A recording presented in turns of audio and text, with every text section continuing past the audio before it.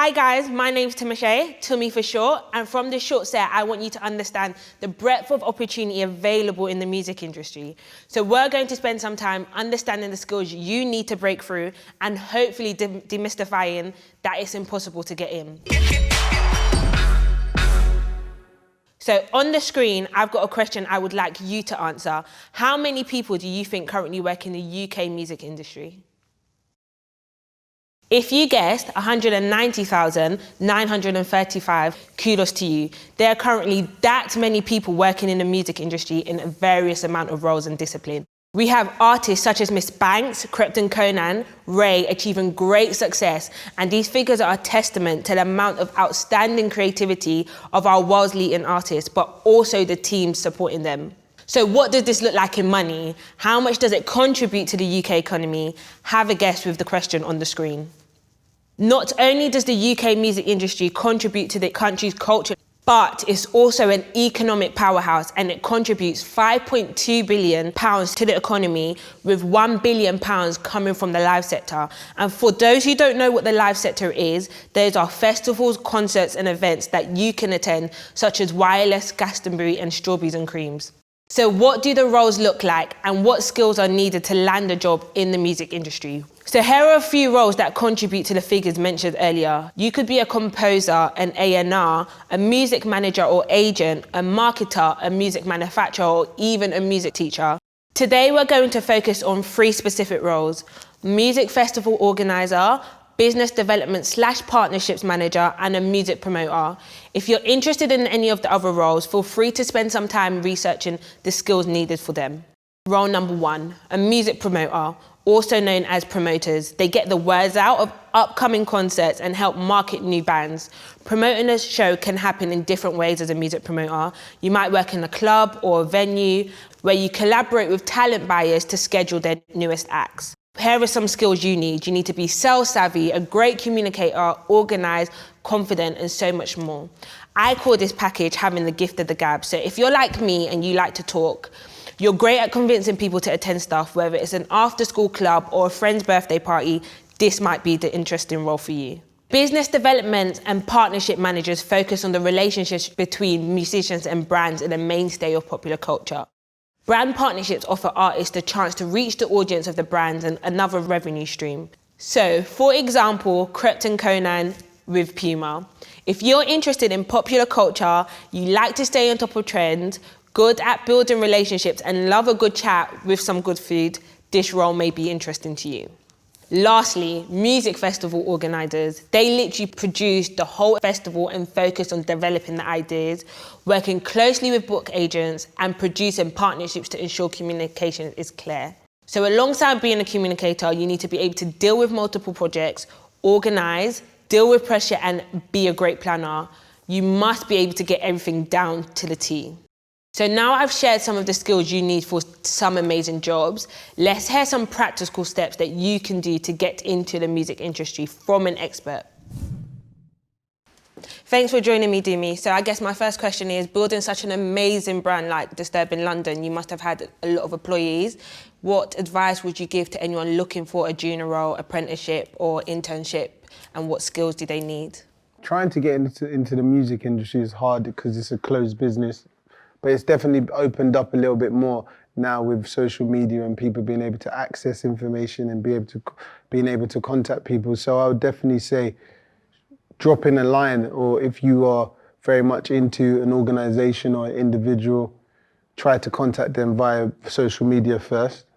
Obviously, make sure your pitch is very clear and direct and concise. I feel you should definitely try your best to be in environments where they're going to be. When you want an opportunity, as you're here with like the Apprentice Nation, there's lots of entry points now where you can definitely apply for jobs and do some, apprenticeships that will be the pathway into the industry. It's in life is how much you're willing to put in and how much you're willing to sacrifice to get into certain positions. When I first started, all my friends were doing stuff and I really wanted to get into the music industry, and I remember there was a urban music seminar, and a few of my friends, I was like I want to go and see this urban music seminar. There's a guy called Dame Dash that's going to be there, and I want to, because I was really into Rock Nation. And so lots of my friends were asking me, you know what, D, can I get, I was like, can you come with me? But then they didn't turn up. None of them wanted to come, so I just went all by myself. So sometimes you just have to take that step and challenge yourself. Sick. And I guess my last question for you is, sometimes people are so obsessed with being in front of the camera and being the artist, but you're a manager. So how did you get that first opportunity, and what skills do you think it requires to do what you do? Okay, I landed my opportunity of being a manager through being passionate and trying to be in music. As I said, loads of people want to be in front of the camera and want to be an artist or want to be a rapper or want to be a writer. But one of the main questions you need to answer yourself is, are you good enough? Because it's a very, very competitive business. And to really cut through in this world, you have to be one of the best in the world to make a living. You could definitely say when I started, but as I said, if you do go through that process of practicing and, you know, applying yourself and putting a lot of energy into something, and you know, and you don't make it, there's a saying my dad said to me one time. It was, no knowledge is lost knowledge. So you can always transfer your experiences in you trying to achieve, you know, trying to be an artist or trying to be a rapper. You can use that knowledge and transfer it over to having a job within like the industry and behind the scenes. And it's just, once you figure out, you unlock a process, which is what you put in is what you get out in life. Once you understand that, I feel that that's a massive key to success in life, because loads of people think there's shortcuts, or they feel that you can like, there's a big DIY culture of, okay, I see this person doing it, especially on social media, overnight I can be that person. But people don't understand all the sacrifice that goes through, you know, and what's put into it. So I think once you understand and you achieve some form of success or achievement, once you achieve what you want, be it you get your first interview, be it you pass your exams, you have to reflect and say, okay, what did I do to achieve this? And then once you understand that, you at least know your entry point to maintain that success. So I think in life, people just need to understand what they have to put in, and what they do put in is what they get back. Thank you. Thank you. Hi, this is Alex. Would you like to just introduce yourself? Hi, I'm Alex. I am a hairdresser. At the moment, I look after RAYE today, and I look after a lot of other artists as well. I also do a lot of fashion. What is your favourite part about your job? Putting looks together, love it. I like working as a team. So we all work together, like with the stylist and the makeup artist, and we will come up with a look, and the artist, and I really enjoy that. It's really interesting. And what skills do you think people need to land an opportunity? I think you have to be totally committed. You have to work really hard. You have to go above and beyond. My job isn't just about doing someone's hair. I've got to be able to listen. And I think a lot of our job is about putting people in the right sort of place to go on stage. You sort of help them get ready. It's part of the whole getting the whole vibe and getting everything together and putting them together so they are then feeling in that place to go on stage. And my last question is, did you see yourself doing what you were doing when you were younger? No, not at all. So what advice do you have to any young person trying to figure out what skills or what opportunities for them? Sometimes things happen unexpectedly. I was going to go to art college and I had a completely different path, and I did hairdressing as a summer job to earn some money before I went away, and I loved it. And I think just go with your passion. And, you know, I've always been into arts, but I think sometimes the directions change, and I love what I do, and I've travelled the world, so work hard and you can do whatever you want to do, I think. I believe in manifestation and envisioning good things. So I spoke to my network to find out a bit more about their journey and their biggest achievements so far. Case one, we have Jen, a marketing manager who is currently on between 40 to 60K and has achieved many things, especially being nominated for an award. Case two, we have James, who is a producer and earns between £700 to £1,000 a day. And his greatest achievement so far is producing 3 number ones by the age of 21. You can be what you want to be. And after this, I want you to spend some time shaping your story. Spend some time looking at the case studies that I have showed you already and tell me what you would like your job title to be, what would you want your pay grade to be, and what would you like your greatest achievement to be. There's a blank slide. Spend some time shaping your story. We're now going to spend some time with RAYE and hear about any top tips that she can recommend for you in the future. Hi, RAYE. Hello, darling. Where do you see yourself, and did you ever imagine you'll be where you are today? I guess it's always been my plan. I've been telling everyone across today, my goal and my dreams when I was 10 was to be a singer, songwriter, musician, and I didn't have a plan B. I didn't want a plan B. So I've kind of been, full steam in the music thing.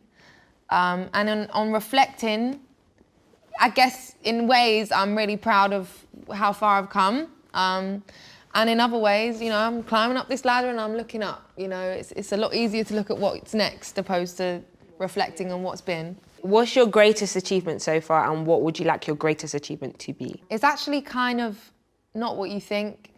There's a jazz venue, famous jazz venue in London called Ronnie Scott's, and I got to perform there. I got to sing a cover. I sung Summertime, which is the cliche, like jazz one, but I sang with my whole chest. I got a standing ovation in that little venue, and it was the most magical performance I've ever done. That was probably my greatest achievement in my mind. And I would love to, there's a lot of things I'd love to achieve. I've got a lot of dreams. I've got big dreams. But I would love to, my goodness, this is a huge dream, but could you imagine selling out Wembley Stadium for your own show? I mean, Ed done it, like, there's always hope, honey. No, I think you would. That's a dream. Yeah. And cool, what skills do you look for when picking your team? Reliability is important. If you say you're gonna do something, do it. And trust. I like to know, I'm an open book, so if you're around me, you will know everything about me within 24 hours, but I need to know that I'm safe. So trust is really important, and being about your word. And then lovely. I love being around good energies, people who lift me up, make me laugh. Laughing is my favorite hobby. People are like, what's your hobby? I'm like, laughing.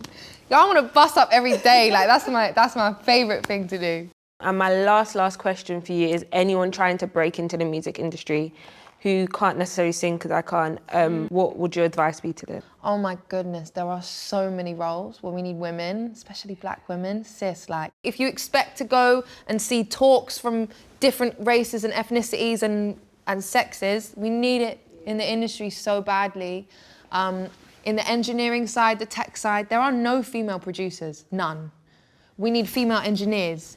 Like, women in studios, women on cameras, women DOPs, female directors. We need female A&Rs. We need female CEOs. I would ideally love to see. And in order to get those roles, we need more people at the bottom seats so that when we filter up, we've got women sitting on them big chairs. Girl, we need the girls. Girls! Where the girls at? We need you! There's so many different short sets and main stages that you can find on apprenticenation.co.uk.